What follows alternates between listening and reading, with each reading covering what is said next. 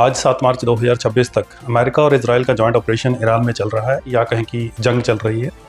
आपने इसकी खबरों के बारे में सुन लिया होगा। ये जंग को चलते हुए तकरीबन 8 दिन हो चुके हैं, लेकिन क्या अब तक आपको ये पता लगा है कि इस जंग के पीछे जो मेन कारण है वो क्या है? आज की वीडियो में हम बहुत ही सिंपल और सरल भाषा में ये समझेंगे कि इस जंग के मेन कारण क्या है, मेन बिंदु क्या है। तो वीडियो के साथ अंत तक जुड़े रहें। कहानी को अच्छी तरह समझने के लिए कहानी के किरदारों को आप अच्छी तरह समझ लें। इस कहानी के किरदारों में ईरान के राजा हैं, ईरान के धर्मगुरु हैं, और देशों की तरफ से इसमें अमेरिका है, ब्रिटेन है, रशिया और इजराइल।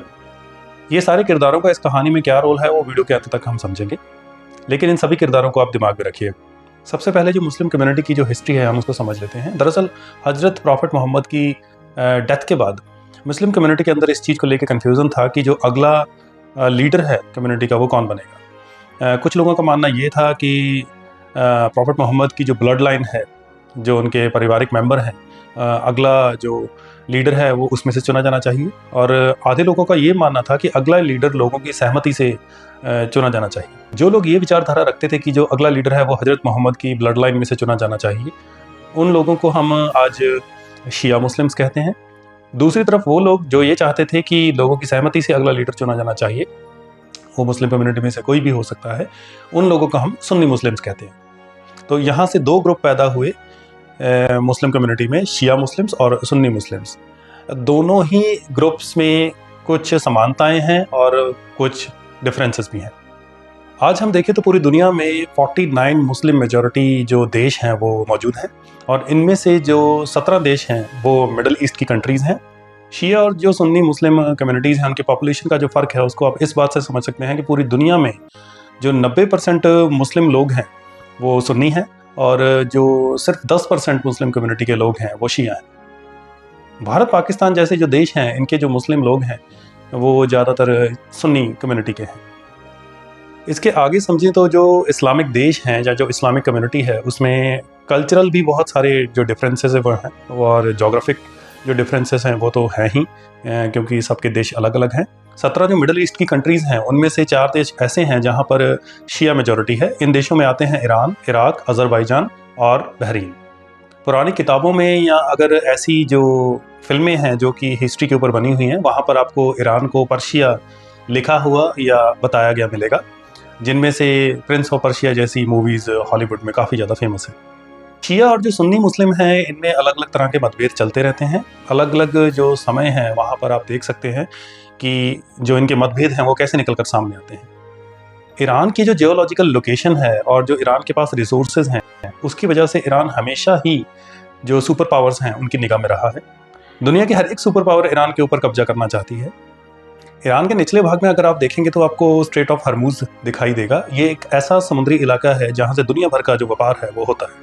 स्ट्रेट ऑफ हर्मुज से जो दुनिया भर का जो तेल है उसका कितना व्यापार होता है उसको आप इस बात से समझ सकते हैं कि अगर इस इलाके को ही बंद कर दिया जाए तो पूरी दुनिया में जो 20% तेल की सप्लाई है वो बंद हो सकती है, जिसका कि बहुत बुरा जो प्रभाव है वो भारत जैसे देशों पर पड़ेगा। इतने ज़्यादा रिसोर्सेज और जो जोग्राफिक एडवांटेज है वो होने के बावजूद भी ईरान में इतनी ज़्यादा गरीबी और जो पढ़ाई की तरफ से ईरान है वो इतना ज़्यादा पीछे क्यों है, इसको हम आने वाले कुछ पलों में समझते हैं। कहानी को शुरू करते हैं सन तकरीबन 1800 से, जब ईरान में जो कज़र डायनेस्टी थी वो राज कर रही थी, या कज़र जो डायनेस्टी है उसका रूल चल रहा था। उस समय जो ईरान में राजा थे वो फ़ात अली शाह कज़र थे। आमतौर पर हम राजा के नाम से ये समझ लेते हैं कि जो एक राजा है वो पूरे देश पर राज करता है और जो पूरे देश में उसका हुक्म है वो चलता है, लेकिन अगर हम ईरान की बात को समझे तो वो थोड़ा सा अलग है, क्योंकि जैसे हमने शुरुआत में समझा कि ईरान में जो पॉपुलेशन है वो ज़्यादा शिया मुस्लिम्स की है, और जो शिया मुस्लिम हैं वो जो प्रॉफिट मोहम्मद हैं उनकी ब्लड लाइन में जो लोग आ रहे हैं उनकी रिस्पेक्ट बहुत ज़्यादा करते हैं। तो यहाँ पर जो देश में लिए जाने वाले फैसले हैं उनके ऊपर जो धर्मगुरु हैं उनका बहुत ज़्यादा बड़ा प्रभाव रहता है, क्योंकि जो ये शिया मुस्लिम लोग थे ये अपने धर्मगुरुओं के साथ बहुत ज़्यादा वेल कनेक्टेड। जो धर्मगुरु थे उनका काम लोगों को एजुकेट करना, लोगों को धर्म के जो रूल्स हैं उनके बारे में बताना, जो धार्मिक किताबें हैं उनके बारे में लोगों को जानकारी देना। इसकी वजह से जो उनका इन्फ्लुएंस था वो लोगों के अंदर बहुत ज़्यादा था। उस समय पर जो धर्मगुरु थे उनको उलेमा कहा जाता था, और इससे जो नेक्स्ट लेवल धर्मगुरु होते थे जो ज़्यादा पढ़े लिखे होते थे उनको आयतुल्लाह कहा जाता था। आप इनकी पावर को इस तरह से समझ सकते हैं कि उस समय ईरान के अंदर राजा की उतनी नहीं चलती थी जितनी कि इन धर्मगुरुओं की चलती थी। इस समय तक जो हमारी कहानी के दो महत्वपूर्ण किरदार थे, उनका जो रोल था बहुत ज़्यादा इंपॉर्टेंट था, क्योंकि इस समय तक जो इंडिया था वो आज़ाद नहीं हुआ था और जो ईरान था, जो उसका बॉर्डर था, वो दो बड़े देशों के साथ लगता था, जिसके एक तरफ रशिया जो उस समय यूएसएसआर था और दूसरी तरफ ब्रिटिश इंडिया, क्योंकि इंडिया आज़ाद नहीं हुआ था, तो या आज का पाकिस्तान हम समझ लें, उस इलाके में ब्रिटिश इंडिया के साथ लगता था। तो उस समय ये जो दोनों सुपर पावर्स थी, रशिया की और ब्रिटेन की, ये ईरान के ऊपर अपना कब्जा करना चाहते थे, क्योंकि सभी को पता था कि ईरान के अंदर जो रिसोर्सेज हैं वो बहुत ही ज़्यादा महत्वपूर्ण है। इस समय तक ईरान इन दो सुपर पावर्स के बीच में फंसा हुआ था। समय आया 1804 का, जब रशिया ने देखा कि ईरान थोड़ा कमज़ोर पड़ रहा है, तो उसने ईरान के ऊपर हमला किया और ईरान को बड़ी आसानी के साथ हरा दिया। हराने के बाद रशिया ने ईरान के साथ ट्रीटी साइन की, जिनको ट्रीटी ऑफ गुलिस्तान कहा जाता है, और उस ट्रीटी में उसने ईरान के साथ जो अलग अलग समझौते थे वो कर लिए, जिसमें कि कुछ व्यापार समझौते थे और ईरान के अंदर जो व्यापार करने के तरीके थे उससे संबंधित अलग अलग समझौते किए। आप ये सोच रहे होंगे कि जब रशिया ने ईरान के ऊपर हमला किया, उसको हरा दिया, तो पूरे ईरान पर कब्जा क्यों नहीं किया। तो हम इस बात को समझे कि दूसरी तरफ ईरान का जो बॉर्डर था वो ब्रिटिश इंडिया के साथ लगता था और उस समय ब्रिटिश इंडिया भी एक बहुत बड़ी पावर थी, तो रशिया डायरेक्टली ब्रिटिश इंडिया के साथ लड़ना नहीं चाहता था। हाँ, ये है कि दोनों मिल बांट के इसको खाना चाहते थे। तो इस खास समय तक रशिया का ईरान के तकरीबन जो उत्तरी भाग है उस पर कब्जा हो गया था, या जो उत्तरी भाग है उसको रशिया ने अपने कंट्रोल में ले लिया। इस समय तक कुछ सालों बाद जो रशिया के लीडर थे तसर अलेक्जेंडर, उनकी मौत हो जाती है और जो ईरान के राजा थे फ़ात अली शाह, उनको लगता है कि रशिया कमज़ोर है, अपने राजनीतिक मामलों में उलझा हुआ है, तो उस पर हमला करके उसको हराया जा सकता है, जो अपने इलाके हैं उनको आज़ाद कराया जा सकता है। यह फैसला बहुत ही उल्टा चल जाता है। जो रशिया था वो एक बार फिर ईरान को हरा देता है और ईरान के साथ फिर ट्रीटी साइन की जाती हैं। बहुत ही जो सख्त कानून या समझौते थे उनको ईरान पर लागू किया जाता है। उस समय तक ईरान के ऊपर तकरीबन 20 मिलियन रूबल्स का फ़ाइन लगाया जाता है और ईरान के जितने भी जो नेवल राइट्स थे उनके ऊपर रशिया अपना कब्जा कर लेता है और ईरान और कमज़ोर हो जाता है। इस समय पर जो ट्रीटी साइन की गई थी, उन ट्रीटीज़ का नाम रखा गया ट्रीटी ऑफ टर्कमेनशाह। अब तक जो हमारी कहानी का हीरो है वो रशिया है, क्योंकि इस समय तक रशिया को जो चाहिए था वो मिल गया था। ईरान के रिसोर्सेज पर रशिया का तकरीबन कब्जा हो गया था, लेकिन दूसरी तरफ जो ब्रिटिशर्स थे उनकी बारी अभी आनी बाकी थी। तो इसके बाद होता क्या है कि तकरीबन 1834 में जो फ़ात अली शाह थे उनकी मौत हो जाती है और उनके बाद मोहम्मद शाह राजा बनते हैं। और इसके कुछ समय बाद या कुछ सालों बाद 5 सितंबर 1848 को इनकी भी मौत हो जाती है और इनके बाद कुर्सी पर बैठते हैं इनके बेटे नासिर अल-दिन शाह। ये जो राजा था ये थोड़ा अग्रेसिव था, ये चाहता था कि ईरान के जो मतभेद वाले इलाके हैं जिन पर उस समय तक ईरान का कब्जा नहीं था, ये उनको दोबारा ईरान के कब्जे में लेना चाहता था। तो जब इस राजा ने उन इलाकों पर हमला किया तो ब्रिटिशर्स को मौका मिल गया, उल्टा ब्रिटिशर्स ने इनके ऊपर हमला कर दिया, जिसका रिजल्ट ये निकला कि ईरान उस समय ब्रिटिशर्स के हाथों हार गया। तो ब्रिटिशर्स ने भी वही किया जो रशियंस ने नॉर्थ साइड में किया था। ब्रिटिशर्स में ईरान के साथ अलग अलग ट्रीटी साइन की, व्यापार जो समझौते थे वो किए, जिनको उस समय ट्रीटी ऑफ पेरिस कहा गया। और ईरान के जो अलग अलग इलाके थे उन इलाकों में जो व्यापार समझौते थे ईरान के साथ कर लिए।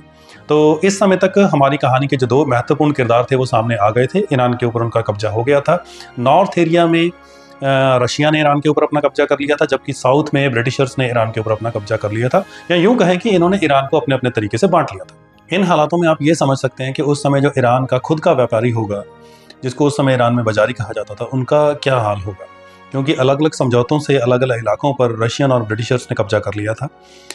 ईरान की जो टेक्सटाइल इंडस्ट्री थी उस समय जो पीक पर चल रही थी, वो टेक्सटाइल इंडस्ट्री इन व्यापारियों के हाथ से निकल चुकी थी। तकरीबन 1890 में एक समझौते के थ्रू जो ईरान के राजा थे उन्होंने जो तंबाकू की इंडस्ट्री थी वो भी ब्रिटिशर्स को दे दी थी। तंबाकू जो था उस समय वो ईरान में बहुत ज़्यादा कंज्यूम होता था, तो उसका व्यापार बहुत ज़ोरों पर था। तो ये इंडस्ट्री भी जो बाज़ारी थे या जो व्यापारी थे उनके हाथों से निकल गई थी। तो आप सोच सकते हैं कि लोगों की या व्यापारियों की कंडीशन उस समय ईरान में क्या होगी, जिसकी वजह से रिजल्ट क्या निकला कि जो ईरान में जो अलग अलग प्रोटेस्ट थे या विद्रोह थे वो होने स्टार्ट हो गए, क्योंकि तंगी आ गई थी। डेफिनेटली लोगों ने विरोध तो करना ही था। उस समय तक ईरान में विद्रोह इतना ज़्यादा बढ़ना शुरू हो गया था जिसकी वजह से जो ईरान के धर्मगुरु थे उनको बीच में आना पड़ा, जिसकी बात हम शुरू में कर रहे थे। यहाँ पर हमारी कहानी का तीसरा किरदार सामने आता है। तो जिन उलेमा की हम बात कर रहे थे वो उलेमा सामने आते हैं और लोगों पर लोगों को समझाते हैं, जिसकी वजह से राजा के ऊपर जो प्रेशर था वो प्रेशर बढ़ता है और राजा जो अपनी ट्रीटीज साइन की थी वो ट्रीटीज को कैंसिल कर देता है। इसके बाद जो धर्मगुरुओं का प्रभाव था वो लोगों के अंदर और ज़्यादा बढ़ गया था और लोगों ने ये मानना शुरू कर दिया था कि जो राजा है वो किसी काम का नहीं है, क्योंकि सारे जो फैसले हैं वो तो धर्मगुरुओं के थ्रू होते हैं या धर्मगुरु सही फैसले लेते हैं। तकरीबन 1896 में एक बंदा था मिर्जा रिजा खरमास नाम का। इसने क्या किया कि उस समय जो राजा था उस राजा को मौत के घाट उतार दिया। 1896 में जो मुजफ्फर थे वो किंग बने और ये जो राजा था इनका भी हाल वही हुआ, ये भी ब्रिटिशर्स और रशियंस के बीच में फंस के रह गए। इस समय के दौरान हमारी कहानी का अगला किरदार सामने आता है। एक इंसान था विलियम डी आर्की नाम का, जो कि दुनिया के अलग अलग हिस्सों में माइनिंग वगैरह करता था। उस समय ये ऑस्ट्रेलिया में माइनिंग कर रहा था जब इसके पास खबर पहुंची कि ईरान के अंदर जो खनिज हैं उनका एक भंडार भरा हुआ है। जब विलियम डी आर्की को ईरान का जो पोटेंशियल था वो समझ में आता है कि ईरान के अंदर या धरती के नीचे से बहुत सारा तेल निकल सकता है, तो ये फटाफट बंदा ईरान पहुंचता है और तकरीबन 16 अप्रैल 1901 को जो उस समय के राजा थे मुजफ्फर, उनको मना लेता है और उनके साथ एक एग्रीमेंट साइन कर लेता है। एग्रीमेंट में ये लिखा गया था कि ये बंदा अपनी टेक्नोलॉजी यूज़ करके पूरे ईरान में तेल को ढूंढेगा और ढूंढने के बाद जो एक्सट्रैक्शन के जितने भी जो अधिकार होंगे या तेल बाहर निकालने के जितने भी अधिकार होंगे वो इस बंदे के पास रहेंगे। एग्रीमेंट में ये लिखा गया था कि ये बंदा ईरान में अपनी टेक्नोलॉजी यूज़ करके ईरान के अंदर तेल ढूंढेगा और निकालेगा और तेल निकलने के बाद जो उसके व्यापार का पूरा अधिकार होगा वो इस बंदे के पास होगा और उस तेल के प्रॉफिट में से तकरीबन 16% ईरान को दिया जाएगा और एक साल का एक फिक्स्ड अमाउंट भी फिक्स किया गया कि इतना पैसा ईरान को हर साल इस इंसान को देना पड़ेगा। ये जो बंदा था विलियम डी आर्की, इसको ब्रिटिशर्स का पूरा सपोर्ट था और ये बंदा जो ईरान की राजा थे उनके साथ मिलकर एक कंपनी बनाता है और उस कंपनी का नाम रखता है एंग्लो पर्शियन ऑयल कंपनी। इसके बाद ये बंदा पूरे ईरान में जो ऑयल था उसको ढूंढना शुरू कर देता है। डेफिनेटली उस समय पर ऑयल ढूंढने पर जो इस इंसान का पैसा था वो बहुत ज़्यादा खर्च हो जाता है, जिसकी वजह से इसकी जो आर्थिक स्थिति थी वो बहुत ज़्यादा ख़राब हो जाती है। ऐसे समय पर जो ब्रिटिश गवर्नमेंट थी वो सामने आती है और विलियम डी आर्की को ब्रिटिश गवर्नमेंट पैसा देती है। विलियम डी आर्की को पैसा देने के बदले जो ब्रिटिश गवर्नमेंट थी उसने इसकी कंपनी में बहुत ज़्यादा शेयर्स ले लिए थे। आगे चल के इस कंपनी का जो नाम था इवन उसको भी बदली कर दिया गया और इस कंपनी का नाम ब्रिटिश पेट्रोलियम रखा गया। लेकिन इस स्पेसिफिक टाइम तक जो ईरान था उसके अंदर ऑयल कहीं भी इस कंपनी को नहीं मिला था। इसके बाद साल आता है 1908, जब विलियम डी आर्की को ईरान के अंदर एक जैकपॉट हाथ लगता है। विलियम डी आर्की को ईरान के अंदर एक तेल का बहुत बड़ा भंडार मिल जाता है। डेफिनेटली उस समय एक लॉटरी की तरह था ये। तो व्यापार शुरू हो जाता है। एग्रीमेंट के मुताबिक जो तेल था उसके व्यापार पर पूरा हक जो ब्रिटिश गवर्नमेंट थी उसका रहता है और वो व्यापार करना शुरू कर देते हैं। ईरान को उस तेल के प्रॉफिट में से जो 16% था वो दिया जाता है और जो एक साल का फिक्स्ड अमाउंट रखा गया था वो भी दिया जाता है। इस समय तक ईरान की परिस्थिति को आप इस तरह से समझ के देखिए कि व्यापारिक तरीके से तो ईरान बहुत ही कमज़ोर हो ही चुका था, लेकिन जो उसके अंदर तेल मिला था उसके ऊपर भी ब्रिटिशर्स ने कब्जा कर लिया था। तो जो लोगों की नाराज़गी थी वो फिर दोबारा बढ़नी शुरू हो गई, क्योंकि आप सोच के देखें कि आपके घर के अंदर कोई चीज़ मिले और कोई दूसरा आके उसके ऊपर कब्जा कर ले तो आप कैसा महसूस करेंगे। ऐसा ही लोगों ने महसूस किया। जो लोगों का विरोध था वो राजा के खिलाफ बढ़ना शुरू हो गया, क्योंकि लोगों को ये लग रहा था कि हमारे देश की कोई चीज़ है जिसके ऊपर हम खुद ही पैसा नहीं कमा पा रहे। लोगों को ये लग रहा था कि हमारा राजा बिक चुका है, उसने हमारे देश के जो अधिकार हैं या जो हमारे अधिकार हैं उनको अंग्रेज़ों के सामने बेच दिया है। तो फिर दोबारा जो हमारी कहानी का ज़रूरी किरदार है, जो इनके धर्मगुरु हैं, वो सामने आते हैं और उनको लोगों का सपोर्ट तो था ही। तो लोगों के साथ मिलकर एक ऐसा सिस्टम बनाया जाता है जिसमें राजा अपना काम तो करता ही रहेगा, लेकिन उसके साथ एक और सरकार बनाई जाएगी जिसके ऊपर जो अधिकार होगा वो धर्मगुरुओं का होगा। उस समय जैसे कि ब्रिटेन में हम देख सकते हैं कि एक सिस्टम चल रहा है कि वहाँ पर एक राजा तो है ही, साथ में एक पार्लियामेंट भी है जो कि एक गवर्नमेंट भी है जो कि पूरे देश को कंट्रोल करती है या देश के अंदर जो रूल वगैरह है उनको बनाती है। और जो धर्मगुरुओं की तरफ से एक तरह की सरकार बनाएगी उसको नाम दिया गया मजलिस। तो यहाँ पर एक नया जो सिस्टम था वो सामने आ गया। राजा अपना काम कर रहा था और मजलिस अपना काम कर रही थी, लेकिन जितने भी इम्पोर्टेंट जो फैसले थे वो मजलिस के हाथ में होते थे। तो आप समझ सकते हैं कि राजा सिर्फ नाम मात्र का रह गया था और जो मजलिस थी वो असल में ईरान को चला रही थी, क्योंकि मजलिस में जो धर्मगुरु थे वो इन्वॉल्व थे। जो मजलिस थी उसको अलग अलग समय पर अलग अलग नाम दिए गए। इनमें से कुछ नाम है इस्लामिक कंसल्टेटिव असेंबली या ईरानियन पार्लियामेंट या ईरानियन मजलिस भी इसका नाम रखा गया। इसके बाद तारीख आती है 16 जुलाई 1909, जब जो राजा थे मुजफ्फर अल-दीन, उनकी मौत हो जाती है। राजा की मौत के बाद जो उनके बेटे थे मोहम्मद अली शाह, वो कुर्सी पर बैठते हैं लेकिन जो मोहम्मद अली शाह थे, इनकी जो सोच थी वो अपने पिता से बिल्कुल अलग थी। ये मजलिस के थोड़ा अगेंस्ट थे और पूरी पावर अपने हाथ में चाहते थे। पूरी पावर को कंट्रोल में लेने के लिए जो मोहम्मद अली शाह थे वो आर्मी की मदद लेते हैं और जो मजलिस के जो इंपॉर्टेंट लीडर वगैरह थे उन पे हमला कर देते हैं। लेकिन ये जो उनका फैसला था ये बैकफायर कर जाता है और जो मजलिस के लोग थे वो अपनी तरफ से एक ग्रुप बनाते हैं और वो राजा के ऊपर हमला कर देते हैं। और जब पूरी स्थिति जो यहाँ पे चल रही थी वो राजा के कंट्रोल से बाहर हो जाती है तो राजा अपना देश छोड़ के रशिया भाग जाता है। और इस समय पर रशिया भागने के बाद जो ईरान था उसके ऊपर किसी भी इंसान का राज नहीं था। जो ईरान को चला रही थी वो एक तरह से मजलिस ही चला रही थी। लेकिन इनके कानून में एक बात थी कि राजा के बिना देश नहीं चल सकता है, तो देश के अंदर राजा का होना जरूरी था। तो मजलिस के लोग क्या करते हैं कि उस समय जो राजा का बेटा था जो तकरीबन 11 साल का था उसको कुर्सी पर बैठा देते हैं। वो सिर्फ एक बच्चा ही था, वो मजलिस के हिसाब से ही काम कर रहा था, मतलब एक तरह का पपेट रूलर बन गया था। थोड़े समय बाद क्या होता है कि जो फर्स्ट वर्ल्ड वॉर है वो स्टार्ट हो जाती है और पूरी दुनिया के जो बड़े देश थे वो एक दूसरे के साथ जंग में उलझ जाते हैं।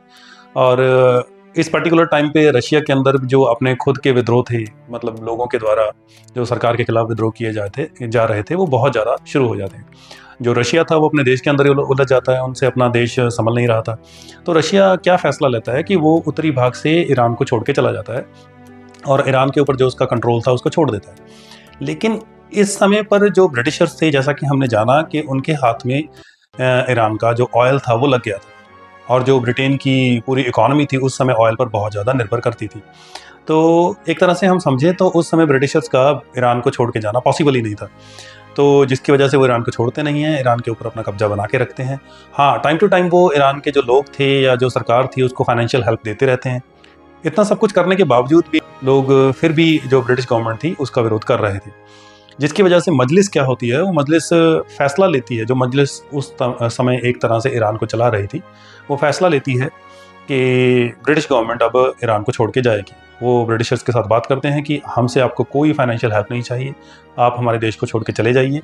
जो हमारे देश का ऑयल वगैरह है उसको हम खुद निकालेंगे, खुद उसको साफ करेंगे और खुद उसका व्यापार करेंगे। हमें आपसे किसी भी तरह की सपोर्ट की ज़रूरत नहीं है। विद्रोह होने के बाद जो शुरू में ब्रिटिशर्स थे वो बिल्कुल मना कर देते हैं कि वो उनके साथ मतलब एग्रीमेंट वगैरह साइन हुआ है तो वो ईरान को छोड़ के नहीं जाएंगे। लेकिन जब इंटरनेशनल प्रेशर पड़ता है तो मजबूरी में ब्रिटिशर्स को ईरान छोड़ना पड़ता है। इसके बाद जो हम सभी ने भारतीय इतिहास में नोट किया कि ब्रिटिशर्स ने किस तरह भारत के ऊपर कब्जा किया, वही जो उनकी स्ट्रैटेजीज थी वो ईरान में उनको अप्लाई करते हैं। तो इसके बाद ब्रिटिशर्स ईरान को छोड़ तो देते हैं, जो उनके ऑफिशियल्स वगैरह हैं वो बाहर निकाल लेते हैं, लेकिन इनडायरेक्टली वो ईरान के ऊपर कब्जा किस तरह करते हैं उसको हम समझते हैं। इस पर्टिकुलर टाइम पर जो मजलिस थी उसने ईरान को ब्रिटिशर्स से आज़ाद तो करवा लिया था, लेकिन उस पर्टिकुलर टाइम पर ईरान की आर्मी का हेड था रिज़ा खान पहलवी। जो ब्रिटिशर्स थे वो रिज़ा खान पहलवी को अपने सपोर्ट में ले लेते हैं, उसको पूरा सपोर्ट करते हैं और जिसके बदले में रिज़ा खान ब्रिटिश गवर्नमेंट को सपोर्ट करता है। और रिज़ा खान करता क्या है कि जो उस समय ईरान का राजा था उसको ईरान से बाहर निकाल देता है, उसको यूरोप में भेज दिया जाता है। लेकिन ब्रिटिशर्स और रिज़ा खान दोनों ये अच्छी तरह जानते थे कि जो मजलिस है पूरा कंट्रोल मजलिस के हाथ में है, जो पूरे फैसले हैं उनको मजलिस ले रही है, तो मजलिस को इग्नोर नहीं किया जा सकता। तो ये दोनों समझते हैं कि हमें मजलिस के ऊपर कब्जा करना पड़ेगा, जिसकी वजह से ये जो मजलिस के कुछ खास लोग थे उनको या तो बदली करवा देते हैं या उनकी हत्या करवा देते हैं। इनडायरेक्टली अगर समझा जाए तो मजलिस को अपने कब्जे में ले लेते हैं। यहाँ से जो अब तक कज़र डायनेस्टी जिसका राजा बन रहा था वो कज़र डायनेस्टी का अंत हो जाता है और रिज़ा खान खुद ईरान की जो राजगद्दी थी उसके ऊपर बैठता है और ईरान का राजा बन जाता है। ईरान की स्थिति को समझ के देखिए कि जो ईरान के अंदर व्यापारिक समझौते हैं वो ब्रिटिश गवर्नमेंट के हक में हो चुके हैं। ईरान का जो राजा है, जो उस समय रिज़ा खान बन चुका था, वो राजा भी ब्रिटिशर्स के फेवर में काम कर रहा था। जो रशियन सरकार थी उसने ईरान को छोड़ दिया था। तो जो पूरी परिस्थिति थी वो डायरेक्टली रिज़ा खान के कंट्रोल में चल रही थी और इनडायरेक्टली उसके ऊपर ब्रिटिश गवर्नमेंट का कंट्रोल था। इससे पहले तक जो स्थिति थी वो मजलिस के हाथ में थी, तो जो भी कानून लागू हो रहे थे लोगों के ऊपर वो धर्म के हिसाब से लागू हो रहे थे। जो उनका पहरावा था, जो बोली थी, वो बिल्कुल धर्म के हिसाब से चल रही थी। लेकिन रिज़ा खान के आने के बाद 1928 में तकरीबन रज़ा खान ने ईरान को पूरा मॉडर्न बनाने की कोशिश की। उन्होंने पूरा जो सिस्टम था उसको बदली करने की कोशिश की, क्योंकि वेस्टर्न इन्फ्लुएंस वहाँ पे आना शुरू हो गया। रज़ा खान ने जो लोगों का पहरावा था उसको बिल्कुल बदली कर दिया, वेस्टर्न कर दिया, मॉडर्न कर दिया। आप पिक्चर्स के थ्रू देख सकते हैं। एजुकेशन में बहुत सारे बदलाव किए गए।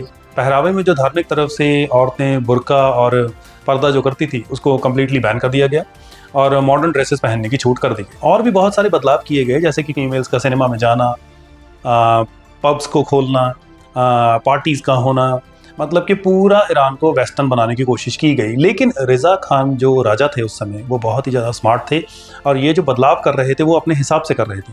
मतलब कि जितना लोग एक्सेप्ट कर सकें या जिसको लोग एंजॉय कर रहे थे वो उतने ही बदलाव कर रहे थे। उन्होंने जो प्रेस वगैरह थी उसको अपने कंट्रोल में कर लिया था, जो धार्मिक संस्थाएं थी उनको अपने कब्जे में कर लिया था। यहाँ तक ईरान में सब कुछ ठीक नहीं चल रहा था, क्योंकि रज़ा खान, अगर हम बाहरी पिक्चर देखें तो ईरान को मॉडर्न कर रहे थे, परिस्थिति को सुधारने की कोशिश कर रहे थे। लेकिन ये सब करने के चक्कर में उन्होंने आम लोगों के ऊपर जो टैक्स था उस टैक्स को बहुत ज़्यादा बढ़ा दिया था और ईरान के अंदर पहले ही जो व्यापार वगैरह था वो नहीं अच्छी तरीके से चल रहा था, क्योंकि उसके ऊपर ब्रिटिशर्स का कंट्रोल था और तेल का जो बड़ा प्रॉफिट था वो भी ब्रिटिशर्स के पास जा रहा था। तो रज़ा खान के खिलाफ जो गरीब लोग थे उनका जो विरोध था वो बढ़ना शुरू हो गया, क्योंकि जो गरीब तबका था उसकी तो डेफिनेटली जो हालत थी वो बहुत ज़्यादा ख़राब हो जानी थी। तो जब विरोध बढ़ना स्टार्ट हुआ तो रज़ा खान ने सिचुएशन को कंट्रोल करने की कोशिश की। तकरीबन 1933 में रज़ा खान ने जो ऑयल प्रॉफिट था जो ब्रिटेन से ईरान को मिल रहा था उसको 16% से बढ़ाकर 20% कर दिया। जो एनुअल एक तरह से आप कहें कि पैसा मिलता था एनुअली ईरान को, उस पैसे को भी बढ़ा दिया गया। लेकिन ये सब करने के बावजूद भी जो आम लोग थे उनकी ज़िंदगी में कोई ख़ास बदलाव नहीं आ रहा था और लोगों के अंदर जो रज़ा खान के खिलाफ विद्रोह था या जो नाराज़गी थी वो बढ़ती जा रही थी।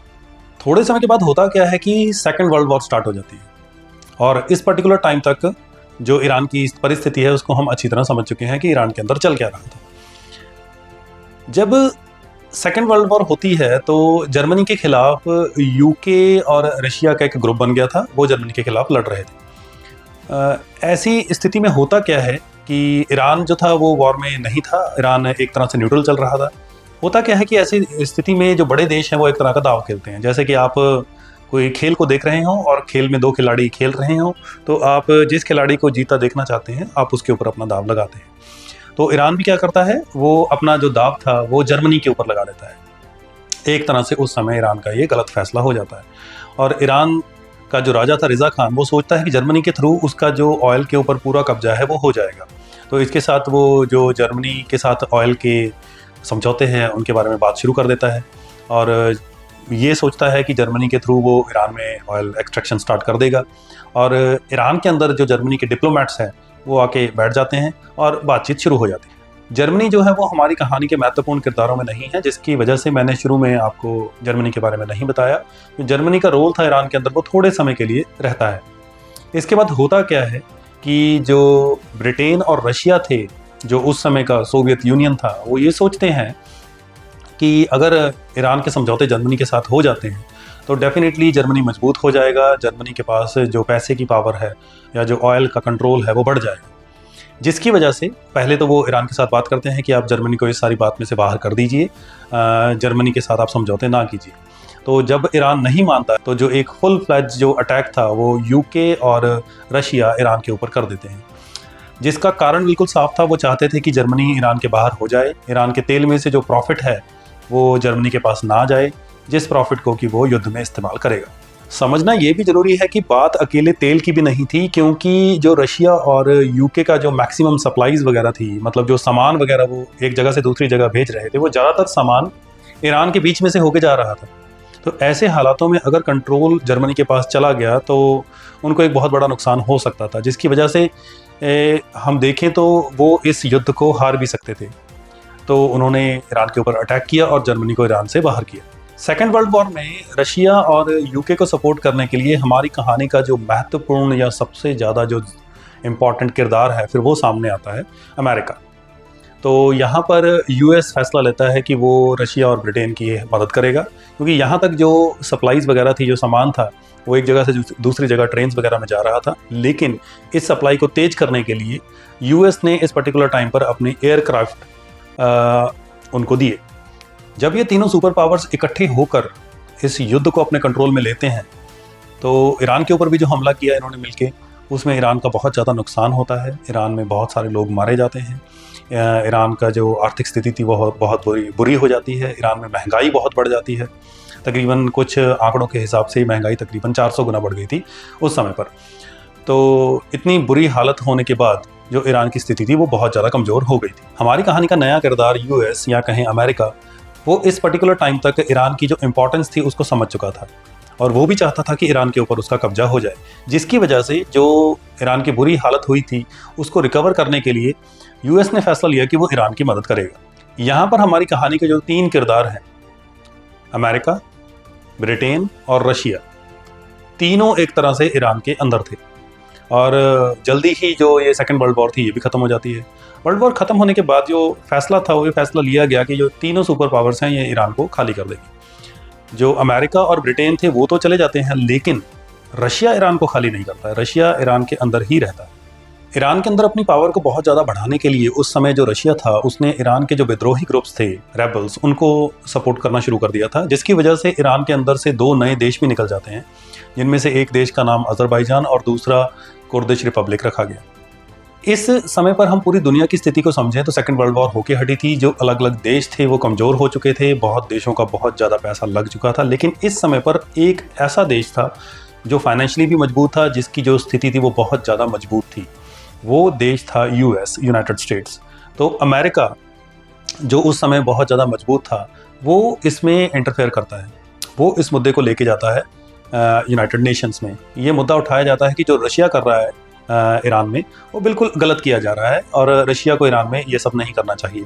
इस समय तक जो यूएस था उसकी जो पोजीशन थी वो दुनिया में बहुत ज़्यादा मजबूत थी, जिसकी वजह से रशिया के ऊपर प्रेशर बढ़ता है और रशिया को मजबूरी में ईरान को खाली करना पड़ता है। ये सारी बातों की वजह से जो दुनिया का उस समय लीडर था वो यूएस बन चुका था। जैसे ही यूएस का जो प्रभाव था वो ईरान के अंदर बढ़ा तो यूएस ने भी वही किया जो पहले रशिया और ब्रिटेन कर रहे थे। तो रशिया को बाहर निकालने के बाद यूएस ने भी ईरान के तेल के ऊपर कब्जा किया और पहले रशिया और ब्रिटेन मिल बांट के खा रहे थे, तो इसके बाद यूएस और ब्रिटेन ईरान का जो तेल का प्रॉफिट निकल रहा था उसको मिल बांट के खाना इन्होंने शुरू कर दिया। तो अब ईरान के अंदर यूएस का जो प्रभाव था वो बढ़ना शुरू हो गया। ईरान के जो भी इम्पोर्टेंट फैसले हो रहे थे, राजे का बनना या किसी कानून का पास होना, उसमें जो यूएस का प्रभाव था वो बहुत ज़्यादा होता था। ईरान इन सब बातों का विरोध भी नहीं कर सकता था क्योंकि इस टाइम तक ईरान की जो स्थिति थी वो बहुत ज़्यादा ख़राब थी और यूएस के आने के बाद ईरान में व्यापार बढ़ा था और ईरान के अंदर जो अमेरिकी डॉलर थे वो आ रहे थे और ईरान की जो स्थिति थी वो सुधर रही थी। और सालाना भी जो यूएस था वो ईरान को बहुत ज़्यादा पैसे दे रहा था। यहाँ से ईरान की जो स्थिति थी उसमें थोड़ी बहुत स्टेबिलिटी आती है, लेकिन यूएस को ईरान के अंदर जो बड़ा झटका था वो मिलता है 1951 को, जब हमारी कहानी का जो पिछला किरदार था, मतलब कि मजलिस, जो उनके धर्मगुरु थे, उनमें से एक मेंबर आगे निकल के आता है। इस इंसान का नाम था मोहम्मद मसादी। जो सब कुछ यहाँ तक ईरान में चल रहा था ये बंदा उनसे खुश नहीं था और जो यूएस जिस तरीके से ईरान में काम कर रहा था वो इससे काफ़ी नाखुश था और उसने बातों को आगे लाना शुरू किया कि जो ईरान का राजा है वो बिक चुका है, ईरान का जो तेल वगैरह है उसको सस्ते दामों पर बेचा जा रहा है, आम लोगों को इसका कोई प्रॉफिट मिल नहीं रहा है। आम लोगों की स्थिति बेचारों की वैसे ही बहुत ज़्यादा ख़राब थी, तो जो ये बंदा सामने आया था इसको आम लोगों का सपोर्ट मिलना लाजमी था। उसने लोगों के सामने ये बात रखनी शुरू कर दी कि जो बाहर की ऑयल कंपनीज आके ईरान में व्यापार कर रही हैं, ऑयल को बेच रही हैं और जो एग्रीमेंट्स ईरान के साथ साइन हुए हैं ये सिर्फ राजा के थ्रू ही साइन हुए हैं। मजलिस इसको मानती ही नहीं है। जो इसका प्रॉफिट है वो ईरानियन लोगों को मिलना चाहिए। ईरान के अंदर जो बाहर के ऑयल कंपनीज थी उनके खिलाफ जो विद्रोह था वो बढ़ना शुरू हो गया और ये सारी चीज़ों को यूएस और ब्रिटेन बड़े ही नज़दीकी से देख रहा था, क्योंकि इस समय तक जो उनकी इकॉनमीज थी वो ऑयल पर बहुत ज़्यादा डिपेंड करती थी और जो ईरान का ऑयल था उनके लिए बहुत ज़्यादा ज़रूरी था।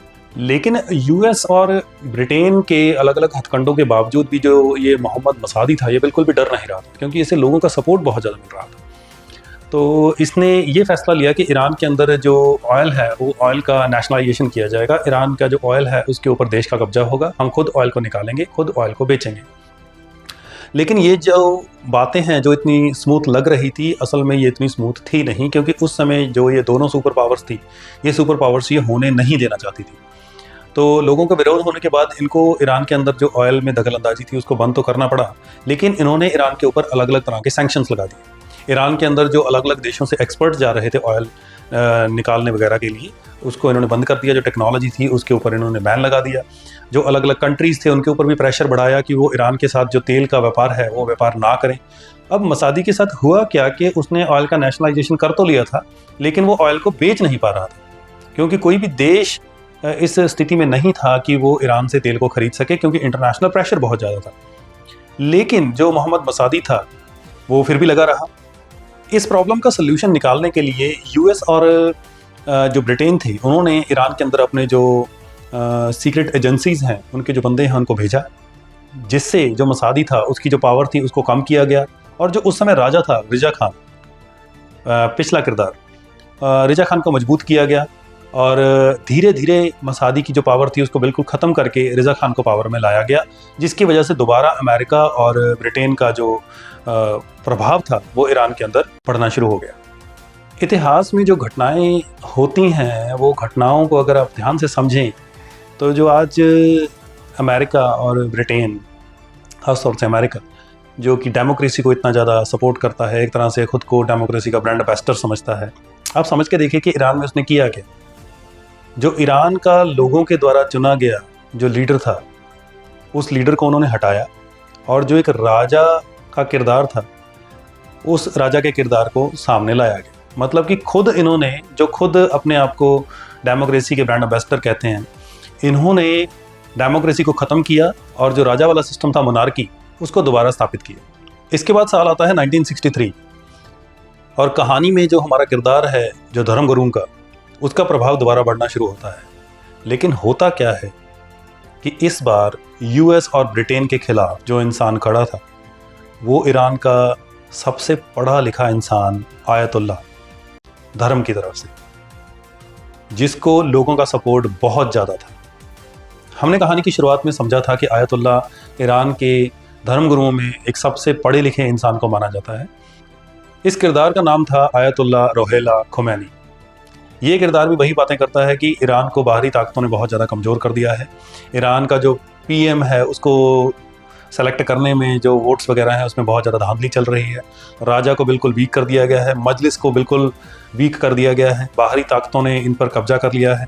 ईरान की जो चीज़ें हैं उस पर बाहरी ताकतें पैसा कमा रही हैं, लेकिन ईरान के आम लोगों को उसका प्रॉफिट नहीं मिल रहा है। तो इसकी वजह से आम लोगों का जो रिलीजियस सपोर्ट था वो तो खुमैनी को था ही, लेकिन जब ईरान की आर्थिक स्थिति के बारे में उन्होंने बात की तो जो ईरान के लोगों का सपोर्ट था वो खुमैनी को और भी ज़्यादा बढ़ना शुरू हो गया। ऐसी स्थिति में राजा क्या फ़ैसला लेता है कि राजा खुमैनी को उठा के जेल में डाल देता है।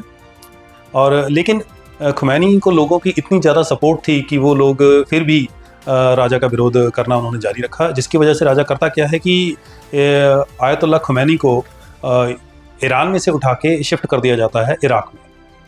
इस समय तक जो इराक़ में राजा था या जो इराक़ में कंट्रोल चल रहा था वो सद्दाम हुसैन का चल रहा था, लेकिन इराक़ भी एक ऐसा ही देश है जहाँ पर जो शिया कम्युनिटी है वो डोमिनेट करती है। 4 नवंबर 1964 को जब आयतुल्लाह खुमैनी को इराक़ में भेजा गया तो उस वहाँ जाने के बाद भी आयतुल्लाह खुमैनी ने जो अपनी स्पीचेस वगैरह थी वो स्पीचेस देनी जारी रखी। स्पीचेस में वो वही कह रहे थे कि जो देश है उस देश पर किसी भी राजा का कब्जा नहीं होना चाहिए, देश को धर्म के हिसाब से चलाना चाहिए, जो फैसले हैं वो धर्म के हिसाब से होने चाहिए, जो देश में कानून है वो भी धर्म के हिसाब से चलना चाहिए। तो जो उनकी स्पीचेस वगैरह थी वो जेल से आनी शुरू हो गई। जो उस समय की उनकी जो स्पीचेस थी आप ये समझ के देखिए कि वो इलीगल तरीके के साथ ईरान में पहुंचती थी। उनकी जो कैसेट्स थी वो ईरान में पहुंचती थी और लोगों के अंदर कैसेट्स के थ्रू जो उनकी स्पीचेस थी उनको सुना जाता था। आयतुल्लाह खुमैनी की जो स्पीचेस थी वो इतनी ज़्यादा अट्रैक्ट करती थी लोगों को कि लोग उनकी बातों पर यकीन कर लेते थे, क्योंकि एक तो वो धर्म के हिसाब से बहुत ज़्यादा पढ़े लिखे थे और दूसरा लोगों के अंदर उनकी जो पॉपुलैरिटी थी वो बहुत ज़्यादा थी, जिसकी वजह से लोग उनकी बातों को सुनते थे। तो होता ये था कि आयतुल्लाह खुमैनी इराक़ में से अपनी स्पीचेस देते थे, जिसकी वजह से ईरान में जो विद्रोह था वो शुरू हो जाता था।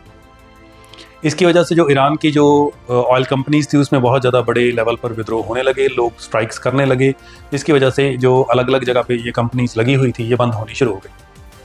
अब आप इस बात को समझ के देखिए कि इस समय तक आयतुल्लाह खुमैनी बैठे कहाँ थे। वो बैठे थे इराक में, और इराक में भी जो शिया कम्युनिटी थी वो डोमिनेट कर रही थी। तो जो आयतुल्लाह खुमैनी बातें कर रहे थे वो बातें बहुत ही ज़्यादा मायने रखती थी इराक में भी। तो सद्दाम हुसैन भी थोड़ा डरना शुरू हो गए। उनको भी लगा कि आयतुल्लाह खुमैनी की वजह से इराक में जो विद्रोह है वो भी शुरू ना हो जाए और लोग राजा के खिलाफ ना हो जाए, क्योंकि आयतुल्लाह खुमैनी ये चाहते थे कि जो मुस्लिम देश हैं वहाँ पर जो कानून है या जो राज है वो ना तो डेमोक्रेसी होनी चाहिए ना राजा होना चाहिए, देश को धर्म के हिसाब से चलाना चाहिए। दूसरी तरफ ईरान में जो राजा था वो जो भी फैसले ले रहा था बेचारे के सारे फैसले उसके खिलाफ ही काम कर रहे थे, क्योंकि अगर जो लोग खुमैनी का साथ देते थे वो उनके खिलाफ कार्रवाई करता था, उनके घर पर पुलिस भेजना, उनको जेल में डाल देना, मौत की सज़ा सुना देना, जब भी वो ये फैसला लेता था तो ये फैसला उसी के खिलाफ हो जाता था, क्योंकि लोगों के अंदर जो विरोध था वो और भी ज़्यादा बढ़ जाता था। तो एक तरह से आप सोच के देखिए एक साइकिल बन गया था।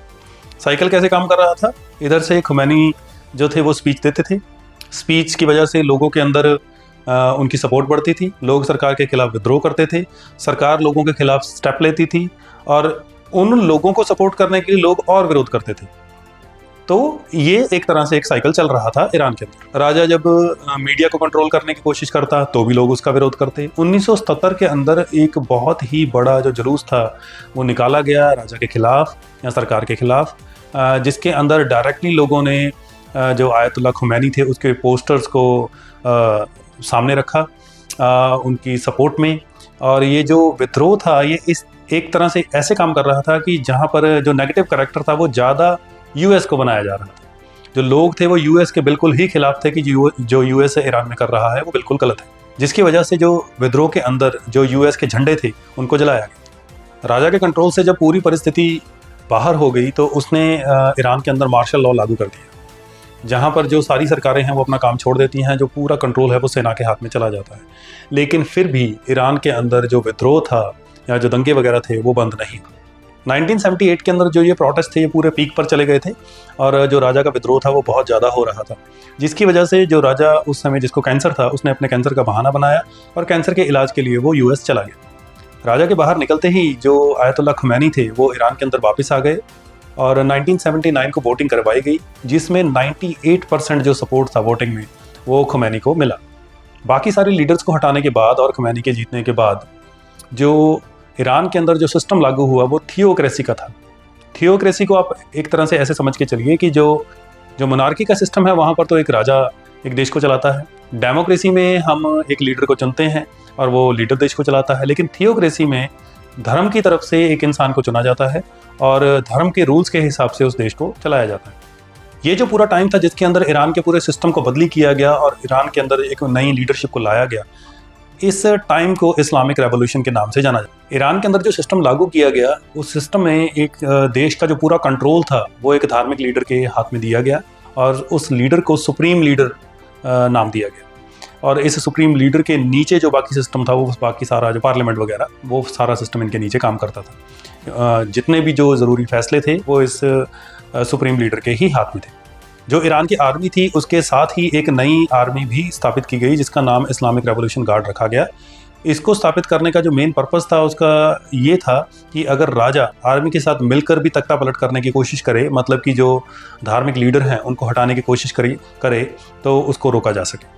जब ये सारी चीज़ें हो जाती हैं, इस्लामिक रेवोल्यूशन हो जाता है, ईरान के अंदर जो पूरा सिस्टम था उसको बदली कर दिया जाता है, तो जो लोगों में विरोध था अमेरिका के खिलाफ या यूएस के खिलाफ वो बहुत ही ज़्यादा बढ़ गया था, जिसकी वजह जो आम लोग थे उन्होंने अमेरिकन एम्बेसी के ऊपर हमला कर दिया और अमेरिकन एम्बेसी के अंदर जो तकरीबन 52 अमेरिकन रिप्रेजेंटेटिव थे उन सभी को अपने कब्जे में कर लिया। 1979 को जो ईरानियन लोगों ने 52 अमेरिकन जो ऑफिसर्स थे उनको जो कब्जे में लिया था उसके पीछे भी एक ख़ास कारण था, क्योंकि जब ये सारा इस्लामिक रेवोल्यूशन चल रहा था तो जो राजा था उस समय का रेजा खान, उसने आम लोगों पर अत्याचार बहुत ज़्यादा किया था। तो उसके खिलाफ एक तरह का गुस्सा था लोगों में। लोग ये चाहते थे, लोगों ने अमेरिका के सामने एक डिमांड रखी कि आप जो हमारा राजा है रेजा खान उसको वापस कीजिए, हम उनको अपने हिसाब से सज़ा देंगे, फिर हम आपके जो 52 ये ऑफिसर्स हैं इनको छोड़ें। लेकिन होता क्या है कि रेजा खान जो अमेरिका में कैंसर का इलाज करवाने के लिए गए थे उनकी अमेरिका में मौत हो जाती है। आप जान के हैरान होंगे कि अमेरिकन ऑफिसर्स जिनको ईरानियन लोगों ने अपने कंट्रोल में कर लिया था उनको 444 दिनों तक ईरान में रखा गया और इस समय के दौरान जो अमेरिका ने अलग अलग कोशिशें थी वो उन लोगों को छुड़ाने की, लेकिन वो सारी कोशिशें नाकाम रही। ये कहानी भी बहुत ज़्यादा इंटरेस्टिंग है, वो किसी और दिन डिस्कस करेंगे।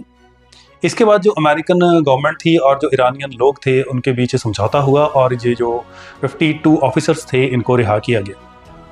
ईरान में इस्लामिक रेवोल्यूशन होने के बाद जो आयतुल्ला खुमैनी, जिनके हाथ में पूरी पावर आ गई थी, उन्होंने एक ज़रूरी फैसला लिया जिसने पूरी जो इस्लामिक कम्युनिटी थी या जो इस्लामिक देश थे उनको हिला के रख दिया। क्योंकि आयतुल्ला खुमैनी का ये कहना था कि किसी भी इस्लामिक देश के ऊपर राजा का राज नहीं होना चाहिए, ना ही किसी तरह की डेमोक्रेसी होनी चाहिए, उस देश को धर्म के हिसाब से चलना चाहिए। अब इसके बाद जितने भी जो अरब देश थे, चाहे इराक हो या दूसरे हों, सभी के सभी जो राजा थे वो हिल गए, क्योंकि बाकी देशों को तो राजा ही चला रहे थे ना। और सभी ने ये बात देखी थी कि कैसे ईरान के अंदर जो खुमैनी हैं उनके मशहूर होने के बाद यूएस जैसी जो पावर्स हैं या जो उस समय का जो उनका राजा था वो भी कुछ नहीं कर पाए थे। अब आप सोच के देखिए कि ईरान के जो बिल्कुल साथ इराक था, इसका सबसे बड़ा डर इराक के जो उस समय के कंट्रोलर थे सद्दाम हुसैन, उनको था। और दूसरी तरफ से ईरान और इराक के बॉर्डर में से जो इस्लामिक रेवोल्यूशन गार्ड थे वो भी इराक में जा रहे थे। इराक में जाकर वो राजा के खिलाफ या धर्म के फेवर में स्पीचेस दे रहे थे, जिसकी वजह से लोगों में जो विरोध था वो एक तरह से बढ़ रहा था। जो सद्दाम हुसैन थे उन्होंने फैसला लिया कि इस पर्टिकुलर टाइम पर जो ईरान है उसकी कंडीशन बहुत ज़्यादा ख़राब है और वो ईरान के ऊपर हमला करेंगे और ईरान को और ज़्यादा कमज़ोर करेंगे। इस हमले में इराक को जो सपोर्ट थी वो कुवैत, जॉर्डन, सऊदी अरेबिया सभी की थी। लेकिन इतने देशों का सपोर्ट होने के बावजूद भी जैसा सोचा था वैसा हुआ नहीं, क्योंकि जो आयतुल्ला खुमैनी थे वो विचारधारा में या हम कहें कि अंदर से बहुत ज़्यादा मजबूत थे। वो भी अपनी बातों से पीछे नहीं हटना चाहते थे। उन्होंने भी कसम खा रखी थी कि वो इराक में जो राजशाही है उसको ख़त्म करेंगे और सद्दाम हुसैन को अपनी कुर्सी से हटाएंगे, जिसकी वजह से जो ये दो देशों के बीच युद्ध है ये 8 सालों तक चलता रहा। 1980 से 1988 तक ये युद्ध चला। इतना लंबा चलने के बाद भी इस युद्ध का कोई परिणाम निकला नहीं।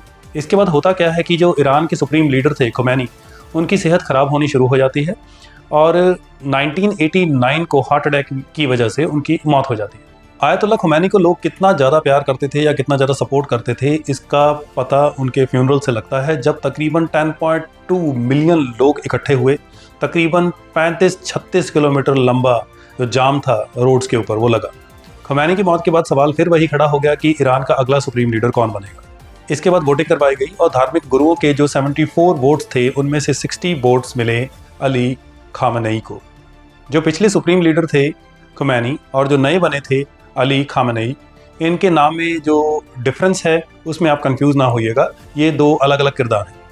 यहाँ तक अगर कहानी को समझें तो ईरान जो है वो सारी सुपर पावर्स की गले की हड्डी बन चुका था, क्योंकि अगर जो ईरान के नए बने सुप्रीम लीडर हैं अगर वो यूएस के साथ जाके हाथ मिला लेते हैं तो लोग उनका बहुत ज़्यादा विरोध करेंगे, क्योंकि जो इस्लामिक रेवोल्यूशन हुआ था उसके पीछे मेन आइडिया ही ये था कि जो यूएस है वो ईरान को लूट रहा है, ईरान के लोगों का जो प्रॉफिट है वो यूएस लेके जा रहा है। तो डायरेक्टली अगर हम देखें तो ईरान के जो लीडर्स हैं वो यूएस के साथ जाके हाथ मिला नहीं सकते हैं। और दूसरी तरफ अगर हम देखें तो बात ये भी नहीं है कि ईरान के लोग चाहें या लीडर्स चाहें और यूएस उनके साथ हाथ मिला लेगा। यहाँ तक यूएस और ईरान के अंदर जो आइडियोलॉजिकल डिफरेंसेस हैं वो बहुत ज़्यादा बढ़ चुके हैं। और बात अकेली ऑयल की भी नहीं है। जो ईरान है उसने अपने परमाणु जो प्रोग्राम है उनको भी काफ़ी बढ़ा दिया है, क्योंकि वो भी परमाणु हथियार डेवलप करना चाहता है।